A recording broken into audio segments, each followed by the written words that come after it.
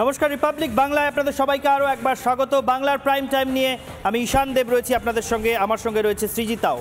আজকে বাংলার প্রাইম টাইমে এই রাজ্যের সরকারের, বিশেষ করে শিক্ষা দফতরের একটা বড় সিদ্ধান্তের কথা নিয়ে আলোচনা করব। রাজ্যের শিক্ষামন্ত্রী ব্রাত্য বসু তিনি ঘোষণা করেছেন এবং ঘটা করে উদ্বোধনও করেছেন একটি ভর্তির পোর্টালের, যার পোশাকি নাম হচ্ছে সেন্ট্রালাইজড অ্যাডমিশন পোর্টাল। মানে দ্বাদশ শ্রেণীর পরীক্ষায় পাশ করার পর, উচ্চ মাধ্যমিক বা সমতুল পরীক্ষায় পাশ করার পর কলেজে ভর্তি হতে যাবেন যারা, তারা এই পোর্টালের মাধ্যমে সমস্ত কলেজের ভর্তি সংক্রান্ত তথ্য একসঙ্গে পাবেন এবং ওই পোর্টালের মাধ্যমেই বিভিন্ন কলেজে অ্যাপ্লাই করতে পারবেন, আবেদন করতে পারবেন। কলেজে কলেজে ঘুরে ফর্ম তুলে আলাদা করে এক একটা কলেজের ওয়েবসাইট থেকে এক এক রকম ফর্ম তুলে ভর্তি হতে হবে বা ভর্তির জন্য আবেদন করতে হবে এমন নয়। খুব ভালো, সাধু উদ্যোগ।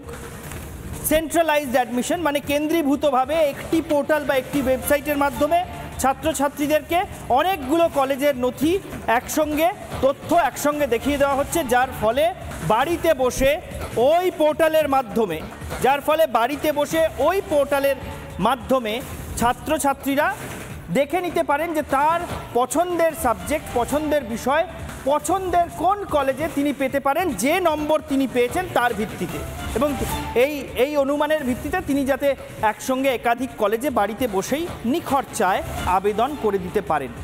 খুব ভালো কথা, ভালো উদ্যোগ। রাজ্য সরকারের এই উদ্যোগকে সাধুবাদ জানাতেই হয়।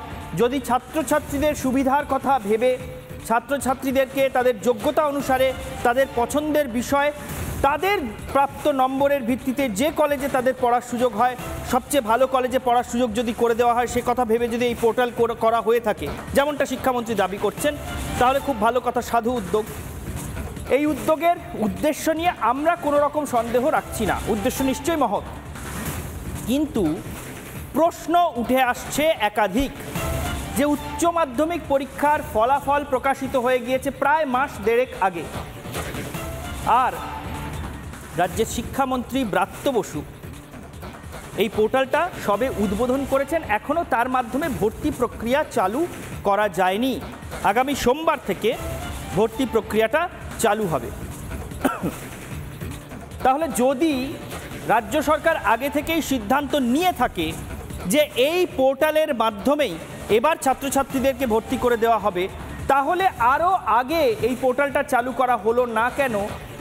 ফলাফল বেরিয়ে যাওয়ার প্রায় দেড় মাস পরেও কেন এখনও ছাত্রছাত্রীদের বসে থাকতে হচ্ছে যে কবে এই পোর্টালটা চালু হবে, এই কলেজে ভর্তির পোর্টাল কবে খুলবে এবং তারপর তারা আবেদন করতে পারবেন?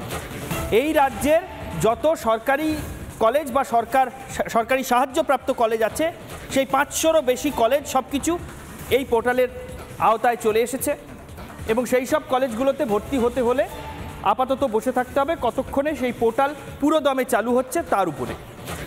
এবং এই ব্যবস্থা যখন রাজ্য সরকার নিল, তখন কেন এত দেরি করে নিল?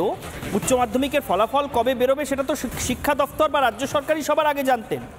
সেই অনুযায়ী আগে থেকে কেন পোর্টাল খোলা হলো না, সেই প্রশ্নটা উঠতে শুরু করেছে। তার সঙ্গে প্রশ্ন উঠছে যে এই রাজ্যে এইরকম কেন্দ্রীভূতভাবে রাজ্য সরকার যেসব পরীক্ষা নিয়ে থাকে, সেটা এসএসসি হোক, সেটা মিউনিসিপ্যাল রিক্রুটমেন্ট পুরসভায় নিয়োগ হোক, সেটা টেট হোক প্রাথমিকে নিয়োগের জন্য, সমস্ত পরীক্ষায় যদি এইভাবে কেন্দ্রীভূতভাবে নেওয়া সত্ত্বেও যদি অজস্র দুর্নীতির অবকাশ থাকে, যে দুর্নীতির কথা আবার আদালতে গিয়ে রাজ্য সরকারও মেনে নিয়েছে, তাহলে এই অভিন্ন পোর্টাল চালু করে কলেজে ভর্তির প্রক্রিয়া যেটা চালু করা হচ্ছে, সেটা কি দুর্নীতিমুক্ত রাখা সম্ভব হবে? এই সমস্ত প্রশ্নের উত্তর খুঁজতেই এবং সব পক্ষের সব মহলের প্রতিক্রিয়া জানতেই আজকে বাংলার প্রাইম টাইমে আমি আর সৃজিতা আপনাদের সামনে এসেছি। দেখুন, ডাক্তারি বা ইঞ্জিনিয়ারিংয়ের পড়াশোনার জন্য ঠিক যে ভর্তির পদ্ধতিটা মেনে চলা হয়, ঠিক সেই পদ্ধতিতেই এবার উচ্চ মাধ্যমিকের পর যে সমস্ত পড়ুয়ারা তারা গ্র্যাজুয়েশনের দিকে যাবেন, তারা এই নতুন পদ্ধতিতে ভর্তি হতে পারবেন। এতে ভর্তি প্রক্রিয়ায় একটা স্বচ্ছতা থাকবে, অন্তত এমনটাই হয়তো বা লক্ষ্য রাজ্যের। কিন্তু সমস্যা তো অন্য জায়গায়। সার্বিকভাবে রাজ্যের কলেজগুলির পরিস্থিতি এক, এবং দ্বিতীয়ত উচ্চ মাধ্যমিকের ফল বেরোনোর 1.5 মাস, প্রায় মাস দেড়েক পেরিয়ে গেছে, কারণ গত 8ই মে সম্ভবত উচ্চ মাধ্যমিকের ফলাফল বেরিয়েছে। 1 মাস তো পেরিয়ে গিয়েছে, তার বেশি কিছুটা সময়। তারপর কেন এই সিদ্ধান্ত হঠাৎ করে সামনে এলো? এই সিদ্ধান্ত আগেও আসতে পারতো। এবার বিষয়টা হচ্ছে, এতদিনে যারা সচ্ছল পরিবারের অভিভাবক, তারা তাদের সন্তানদের কোনো না কোনো প্রাইভেট কলেজে ভর্তি করে দিয়েছেন, কোনো না কোনো অটোনমাস বডিতে ভর্তি করে দিয়েছেন। আবার অনেক ক্ষেত্রে এরকমও হয়েছে যে যারা হয়তো আর্থিকভাবে সেভাবে সচ্ছল নন, কিন্তু বাস্তবিকভাবে বিভিন্ন সরকারি কলেজ বা সরকারি সাহায্যপ্রাপ্ত কলেজগুলির যা সার্বিক পরিকাঠামো ইত্যাদির দিকে তাকিয়ে অনেকে হয়তো কিছুটা ঝুঁকি নিয়েই এগিয়ে গিয়েছেন।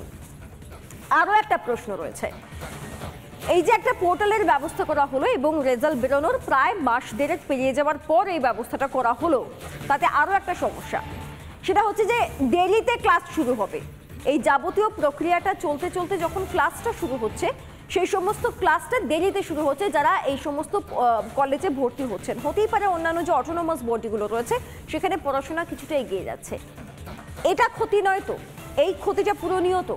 এরকম কিছু ছোট ছোট প্রশ্ন উঠে আসছে, অন্তত হঠাৎ করে উঠে আসা এই ব্যবস্থায়। যে কথা প্রথমেই বলছিলাম, রাজ্য সরকার যে উদ্যোগ নিয়েছে, রাজ্য শিক্ষা দপ্তর বা শিক্ষামন্ত্রী যে উদ্যোগ নিয়েছেন, সেই উদ্যোগের উদ্দেশ্য নিয়ে আমরা কোনো রকম সন্দেহ রাখছি না। নিশ্চয়ই সরকার চেয়েছেন যে ছাত্রছাত্রীদের বা পড়ুয়াদের যাতে সুবিধা হয়।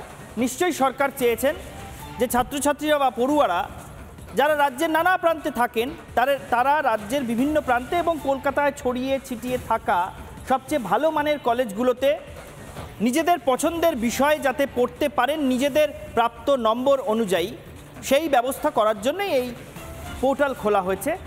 এই উদ্দেশ্য নিয়ে কোনো সন্দেহ রাখার অবকাশ নেই। কিন্তু প্রশ্নটা উঠে আসছে আরও বেশ কয়েকটা জায়গায়, যেমনটা সৃজিতা বলছিল যে কেন এত দেরিতে পোর্টালটা খোলা হলো, যে অন্তত 1.5-2 মাস বা তার চেয়েও একটু বেশি সময় ক্লাস নষ্ট হয়ে যাবে উচ্চ মাধ্যমিকের ফলাফল বেরিয়ে যাওয়ার পরেও, যে কারণে অনেকেই যাদের সামর্থ্য আছে এবং কিছু ক্ষেত্রে যাদের সামর্থ্য নেই, তারা নিজেদের সাধ্যের বাইরে গিয়ে বেসরকারি কলেজগুলোতে বা অন্যান্য স্বয়ংশাসিত কলেজগুলোতে গিয়ে ভর্তি হতে বাধ্য হচ্ছেন বেশি খরচ করে।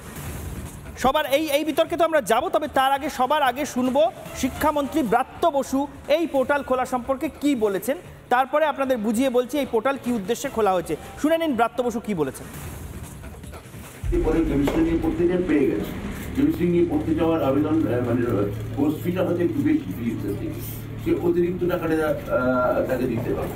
আবার কেমিস্ট্রি নিয়ে পড়ার জন্য ফিজিক্সের থেকে তার জন্য যদি কম ভর্তি হয় তাহলে টাকাটা তার অ্যাকাউন্টে আবার ব্যাক করিয়ে দেওয়া হবে, মানে একবার অ্যাডমিশন ফিস দিতে হবে। মানে আগে যে একজন ছাত্র 4-5টা জায়গায় সিট ব্লক করে রাখতে পারতেন, এইটার পর আপনি আর পারবেন। আগে মণিপুর বা এখান থেকে যে ওখানে একটু ভর্তি হতো, ও বাড়িতে বসে ঠিক করে ভর্তি হয়ে আসতে পারবে। শুনলাম আমরা শিক্ষামন্ত্রীর বক্তব্য। এবার এই যে বিষয়টা নিয়ে কথা হচ্ছে, সেন্ট্রালাইজড অ্যাডমিশন পোর্টাল, এই বিষয়টা কি, মানে এটার ব্যবহারটা আমরা কিভাবে করব বা এখানে কি কি সুবিধা পাওয়া যাবে যা এতদিন অবধি উচ্চ মাধ্যমিক পাশ করা পড়ুয়ারা পাননি, সেটা আমরা আগে চলুন এক নজরে দেখে নিই, তারপর বাকি আলোচনায় আসছি। চলুন এক নজরে দেখে নেওয়া যায়। কলেজে ভর্তির পোর্টাল মূলত এটা স্নাতক স্তরে অনলাইনে ভর্তি, অর্থাৎ যারা গ্র্যাজুয়েশন কমপ্লিট করবেন ক্লাস 12-এর পর তাদের জন্য এই পোর্টাল। তারপর পোর্টালে প্রায় 513টি কলেজে ভর্তি প্রক্রিয়া চলছে, মানে আমাদের রাজ্যে থাকা সরকারি এবং সরকারি সাহায্যপ্রাপ্ত মোট 513টি কলেজ অন্তর্ভুক্ত রয়েছে। তারপর বললামই আগেই যে সরকারি এবং সরকারি সাহায্যপ্রাপ্ত যে কলেজগুলি মূলত নিজেরা আলাদা করে পরীক্ষা নেয়, সেই কলেজগুলি কিন্তু এই বিষয়টার অন্তর্ভুক্ত নয়। তারা অটোনমাস বডি, তারা এটার অন্তর্ভুক্ত নয়। নম্বরের ভিত্তিতে যে কলেজগুলি নেয় তারা এটার অন্তর্ভুক্ত। বুধবার পোর্টালের উদ্বোধন ব্রাত্য বসুর, তিনি ইতিমধ্যেই পোর্টালের উদ্বোধন করেছেন এবং তা সম্পর্কে একটা যাবতীয় একটা সার্বিক ধারণা দিয়েছেন। 24শে জুন অনলাইনে আবেদন শুরু করা যাবে। আপনাদেরকে আরও একবার জানিয়ে রাখি, আজকে 21 তারিখ, আপনাদেরকে জানাচ্ছি 24শে জুন অনলাইনে আবেদন করা যাবে। তারপর আর কি তথ্য আসছে এই পোর্টাল সম্পর্কে, কবে অবধি চলবে আগামী 7ই জুলাই অবধি। 24শে জুন শুরু হচ্ছে, আগামী 7ই জুলাই অবধি এই অনলাইনে ভর্তির প্রক্রিয়া চলছে। তারপর আচ্ছা, এটা ভীষণ গুরুত্বপূর্ণ, আগে যেটা হতো যে ফর্ম তুলতে গেলে একটা ফি দিতে হতো, কোর্স ফি নয়, ফর্ম তুলতে গেলে একটা ফি দিতে হতো, সেই ফি লাগছে না, অর্থাৎ সম্পূর্ণ বিনামূল্যে এই আবেদন আপনি করতে পারবেন। সাইবার ক্যাফেতে কেউ গেলে সেটা আলাদা কথা, কিন্তু সাইবার ক্যাফেতে না গেলে তার যে কর্মশ্রম সেটা বাদ দিলে যদি ঘরে বসে কেউ করেন বা অন্য কোনো উপায়ে যদি কেউ করেন, তাহলে আলাদা করে কোনো ফি কিন্তু লাগছে না, কোনো এরকম ব্যবস্থা নেই। তো মূলত এইগুলো হচ্ছে সার্বিক পরিকাঠামো। কতগুলি কলেজ রয়েছে, আপনি আপনার সাবজেক্ট অনুযায়ী বিভিন্ন কলেজ পেয়ে যাবেন, আপনার যোগ্যতা কত চাইছে কোন কলেজ, এই সমস্ত তথ্যগুলো আপনারা একে একে পেয়ে যাবেন। কিন্তু এই যে ব্যবস্থাটা করা হলো, এর সূত্রপাতটা আরও অনেকটা আগে হয়েছিল, সেখানে কিছু সমস্যা তৈরি হয়েছিল, এটা ঈশানদেব আপনাদেরকে বলবে। এই কলেজে ভর্তির যে পোর্টাল, সেই পোর্টাল 2014 সালেই চালু করার চেষ্টা হয়েছিল। সেই সময় 2014 সালে শুরুর দিকে ব্রাত্য বসুই শিক্ষামন্ত্রী ছিলেন, সেই বছরের পরের দিকে এসে অবশ্য পার্থ চট্টোপাধ্যায় শিক্ষামন্ত্রী হন। তবে এই পোর্টাল তখন চালু করা যায়নি। তার কারণ রাজ্যের শাসক দল তৃণমূলের অন্দরমহল থেকেই আপত্তিটা উঠেছিল। সেই সময় দোর্দণ্ড প্রতাপ ছাত্রনেতা শঙ্কুদেব পাণ্ডা, যিনি এখন বিজেপি নেতা, সেই তৃণমূল ছাত্র পরিষদের তৎকালীন দোর্দণ্ড প্রতাপ নেতা শঙ্কুদেব পাণ্ডা, তিনি আপত্তি তুলেছিলেন এই পদ্ধতি প্রক্রিয়া প্রকরণ নিয়ে, যেভাবে এই অনলাইন ভর্তি প্রক্রিয়া চালু করা হচ্ছে তাতে নানা রকম দুর্নীতির অবকাশ থাকবে বা নানা রকম সমস্যা তৈরি হবে, এমন অভিযোগ তিনি তুলেছিলেন। কী কারণে তিনি সেই সময় বিরোধিতা করেছিলেন সেই কথা আমরা শুনবো। তবে তার কথায় সেই সময় কিন্তু এই পোর্টাল চালু হওয়া আটকে যায়, কারণ শঙ্কুদেব পাণ্ডার দাবি যে তিনি মুখ্যমন্ত্রী মমতা বন্দ্যোপাধ্যায়কে বোঝাতে সমর্থ হয়েছিলেন যে এই পোর্টাল চালু করলে সমস্যা বাড়বে বই কমবে না। আজকের বিজেপি নেতা শঙ্কুদেব পাণ্ডা সেই বিষয়ে কি বলছেন শুনবো। একবার এই পদ্ধতি চালু হয়েছিল। আমার বক্তব্য যে এই পোর্টাল চালু করার মাধ্যমে ইউনিভার্সিটির যে অটোনমি, সেই অটোনমি ডিরেক্টলি এফেক্টেড হচ্ছে। প্রেসিডেন্সি বা ধরুন যাদবপুর, এই ইউনিভার্সিটিগুলোকে কিন্তু এই পোর্টালের মধ্যে অন্তর্ভুক্ত করা হয়নি। এডুকেশনাল সেক্টরে সমতা আনতে পারছেন না। এই ব্যবসায়িক অ্যাপ্রোচ ইমিডিয়েটলি বন্ধ করা উচিত, নাম্বার 1। নাম্বার 2, যে ইউনিভার্সিটি নিজেও হচ্ছে পোর্টাল চালু করতে পারে, যে ইউনিভার্সিটি নিজের অটোনমি জেনারেট করতে পারে, সেই অটোনমিতে সরাসরি আক্রমণ করা হয়েছে এডুকেশন ডিপার্টমেন্ট থেকে, যার তীব্র বিরোধিতা এবং প্রতিবাদ করছে। এই যে পোর্টাল গভর্নমেন্ট চালু করেছে, এর টেন্ডার কবে হয়েছে, কে টেন্ডার পেয়েছেন, কি প্রসেসে হয়েছে, তার শ্বেতপত্র প্রকাশ করা উচিত। কোন সংস্থাকে করতে দেওয়া হয়েছে, কারা এটা অপারেট করছেন,